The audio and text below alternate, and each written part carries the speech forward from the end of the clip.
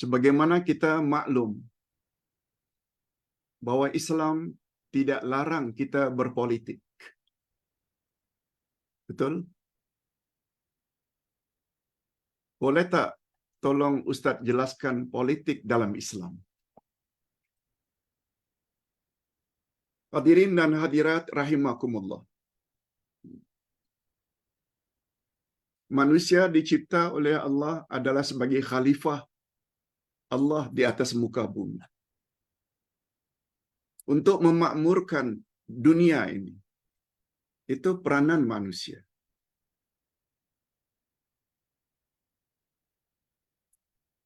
Manusia akan berada di satu-satu negara. Allah Subhanahu wa taala suruh para pemimpin hendaklah memimpin negara yang dipimpinnya dengan adil dan saksama. Ambil berat urusan rakyat.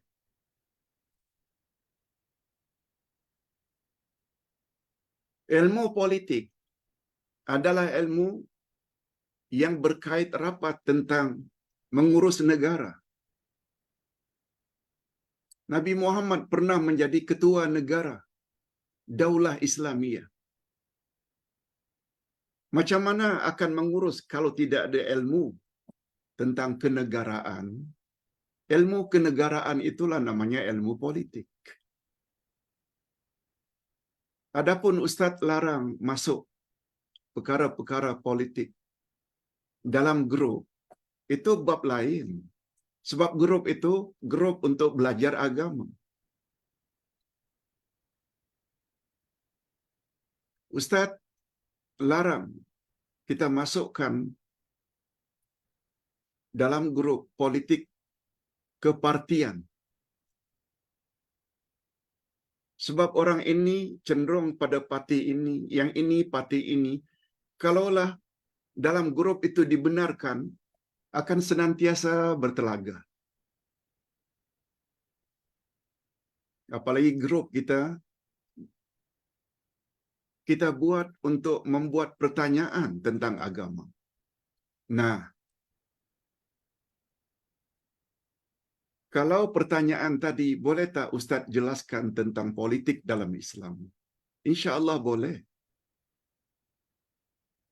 Di Universiti Islam, kita belajar yang namanya siasah syar'iyah, politik Islam. Siasah politik, syar'iyah agama, politik agama. Oleh sebab itu, Ustaz bercadang, kalau setuju,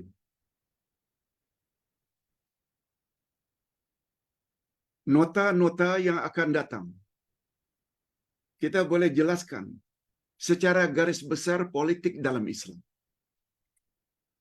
Kalau setuju, katakan setuju. Komen dalam grup.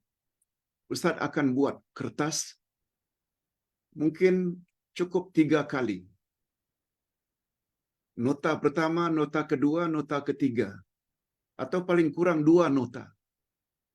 Supaya kita tahu politik itu apa. Politik Islam itu bagaimana. Politik yang dikehendaki Allah dan Rasul itu bagaimana.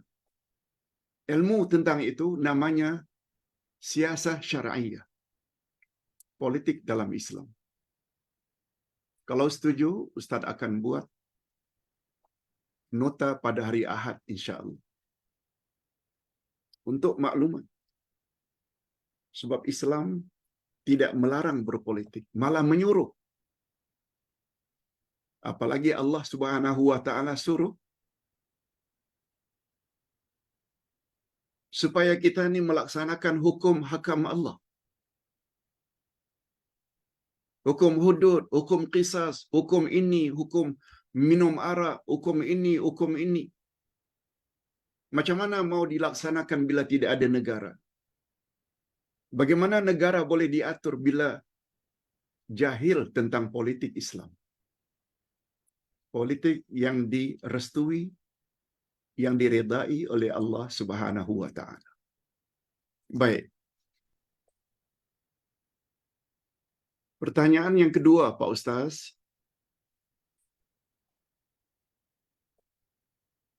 Salat kafarat pada hari Jumaat terakhir dalam bulan Ramadan sebanyak 4 rakaat. Baca surat Al-Fatihah dan surah ini. Bagi siapa yang banyak meninggalkan salat di masa mudanya, dia boleh cover dengan hanya salat pada hari Jumaat terakhir bulan Ramadan. Dapat menghapuskan salatnya sebanyak 400 tahun. Pak Ustaz, ada hujah ke tentang perkara ini? Sebenarnya Ustaz sudah 2 kali jawab bahwa itu tidak pernah datang dari Nabi. Malah ulama hadis memaklumkan itu adalah hadis palsu. Apalagi gambar yang dikirim kepada Ustaz, gambar seorang ulama Syiah. Barangkali itu menurut kepercayaan orang Syiah, tapi tak pernah datang dari Nabi sallallahu alaihi wasallam. Kita yang berpahaman Ahlus Sunnah wal Jamaah tidak boleh percaya. Tolak langsung. Dan jangan disebar-sebarkan. Itu hadis palsu. Yang kedua, satu orang jemaah tanya tentang satu anjuran dalam TikTok. Jom kita hantar peluru ghaib sebanyak mungkin. Jom, mari kita hantar peluru ghaib sebanyak mungkin untuk menolong saudara-saudara kita di Palestin. Iaitu dengan membaca surat At-Taubah ayat 128-129 ditambah dengan 1000 kali membaca atau menyebut nama Allah, Ya Zal Jalali wal Ikram. Ya Zal Jalali wal Ikram. Ya Zal Jalali wal Ikram. Pertama kita baca surat At-Taubah ayat 128 dan 129 disambung dengan 1000 kali Ya Zal Jalali wal Ikram. Lalu dikatakan dalam posting tersebut, itu bagaikan peluru yang kita kirim untuk membantu saudara-saudara kita di Palestin. Hadirin dan hadirat, Ustaz selalu berpesan, segala anjuran yang tidak datang dari Quran dan Sunnah Nabi, tolong abaikan. Membaca Al-Quran terlebih dahulu, kemudian doa. Yes, itu dia. Apalagi Nabi Muhammad sallallahu alaihi wasallam berdoa. Maaf, Rasulullah sallallahu alaihi wasallam bersabda, "Ad-du'a'u silahul mu'minin." Doa adalah senjata orang-orang yang beriman. Minta pada Allah.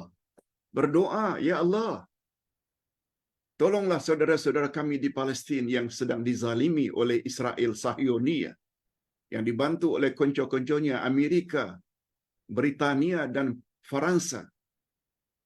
Hancurkan mereka, Ya Allah, yang telah berbuat zalim terhadap saudara-saudara kami, yang ingin menjajah, yang ingin memiliki Palestin, yang sebenarnya adalah negeri orang-orang Palestin. Doa bukan dengan mengirim peluru ghaib. Jangan amalkan. Doa. Sebelum doa, baca. Tak kiralah surat Yasin ke, surat Al-Kahfi ke, surat As-Sajadah ke, surat Al-Waqi'ah ke, surat Al-Mulk. Doa. InsyaAllah. Itu ada dalilnya dari Nabi sallallahu alaihi wasallam. Satu lagi pertanyaan. pada Ustaz dikirim satu video.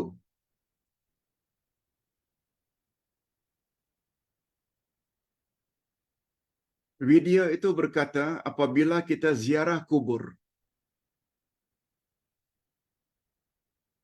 setelah memberi salam kepada ahli kubur, Assalamualaikum ya ahlal kubur, wa inna bikum insyaallah lahiqun. Kita baca surat Al-Fatihah.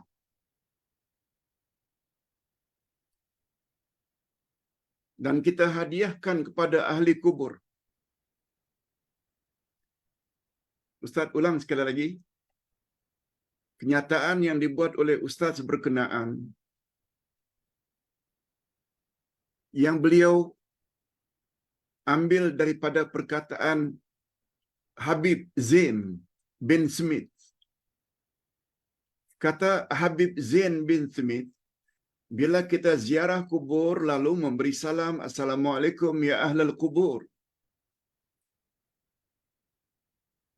Kemudian kita baca surat Al-Fatihah untuk kita hadiahkan kepada ahli kubur. Niscaya nanti bila kita mati dan masuk kubur, penghuni-penghuni kubur yang meninggal dunia sebelumnya, welcome, ahlan wa sahlan, selamat datang. Sebab mereka semua yang telah kita hadiahkan Al-Fatihah kenal kepada kita, sebab kita telah hadiahkan kepada mereka Al-Fatihah. Adapun orang-orang yang tidak menghadiahkan Al-Fatihah di atas kuburan setelah memberi salam, mereka dianggap oleh ahli kubur yang telah mendahuluinya sebagai orang asing. Mohon pencerahan Pak Ustaz. Hadirin dan hadirat.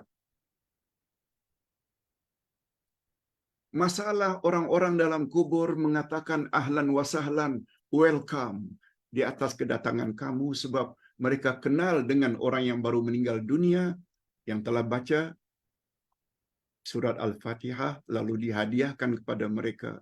Ini perkara gaib.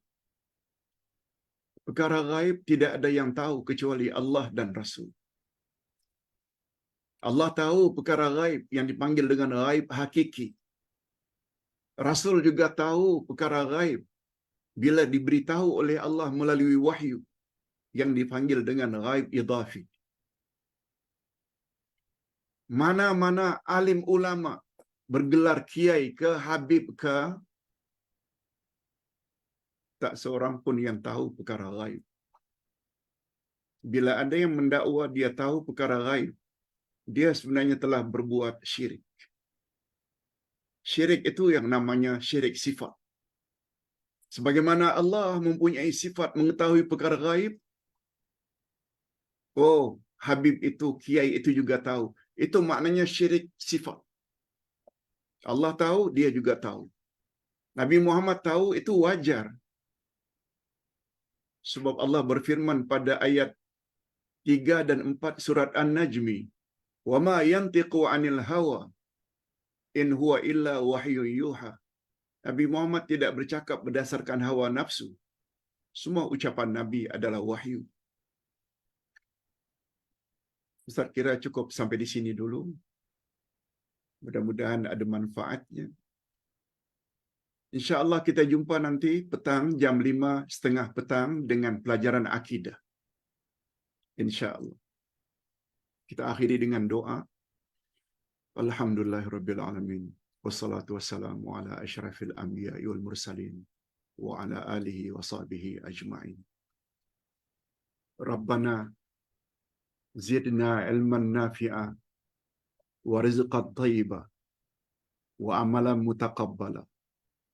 Ya Allah, tambahkanlah untuk kami ilmu yang bermanfaat, rezeki yang baik-baik, halal lagi diberkati, serta amal yang diterima. Allahumma anfa'na bima 'allamtana wa 'allimna ma yanfa'una warzuqna ilman tanfa'una bihi. Ya Allah, berikanlah kami manfaat terhadap segala ilmu yang Engkau ajarkan pada kami. Ajarkanlah aku Ajarkanlah kami apa saja yang boleh memberi manfaat kepada kami. Dan anugerahkanlah kepada kami, ya Allah, ilmu yang dengannya akan memberi manfaat kepada kami. Wa sallallahu ala nabiyyina Muhammad wa ala alihi wa sahbihi ajma'in. Subhana rabbika rabbil izzati amma yasifun. Wa salamun alal mursalin walhamdulillahi rabbil alamin. Subhanakallahumma wa bihamdik. Asyhadu an la ilaha illa anta astaghfiruka wa atubu ilaik. Wassalamualaikum warahmatullahi wabarakatuh.